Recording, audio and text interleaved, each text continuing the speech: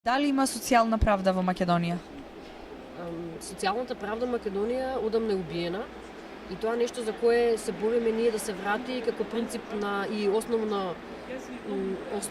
столб на општеството е нешто кое доаѓа со самото градење на општеството и самото функционирање на општеството.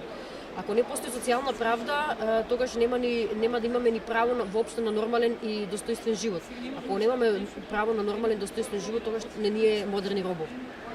Така што социјалната правда е концептот кој доаѓа со самото човечко битие и самото организирање на луѓето во општества и во здруженија кои ќе си го ослободат и ќе си го заштитат правото на живот и ќе си го развијат правото на живот. Социјалната правда е концепт кој исто така го гарантира правото на живот и ако таквиот концепт не можеме да го инсталираме, тогаш ние воопшто не ни одговараме на моделот и на принципот на функционирање на едно нормално општество. Каква е состојбата со работничките права во Велес и во Велешкиот регион?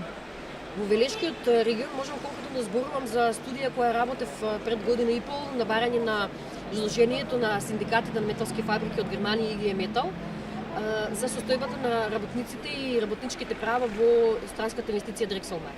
Во Дрекселмайер знаете која се наоѓа во Кавадарци, повеќето работници се од Кавадарци, но има доста голем некои илјада и нешто работници од Велес кои исто така се соочуваат со истите кршења на работничките права како и нивните колеги од другите градови. И за Велес можам да кажам конкретно за тој дел, Велес беше индустријски град, Велес со економијата и со транзицијата падна на печалбарски град. И град во кој исто така дури беше за жал познат во еден период на постоењето на мафија која функционираше во Германија и која фактички таа беше создадена затоа што економијата на градот пропадна со транзициониот период. Каде според вас се поклопуваат социјалната правда и екологијата? Правото на достоинствен живот е неделиво со правото на живот во чиста еколошка средина. Најранливите категории на луѓе и маргинализираните групи во општествата, посебно социјалните случаи, се најлесно таргетирани од урбаната мафија, од бизнес мафијата и од криминалците на власт.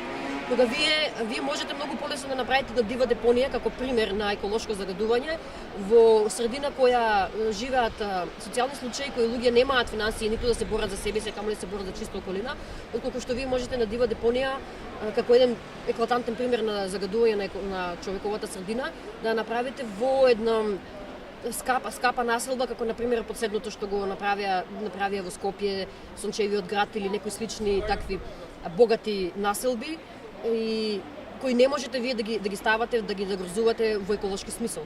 Така што правото на социјална правда и правото на достоинствен живот се на исто ниво и апликативни во едно нормално општество како што е правото на чиста еколошка средина.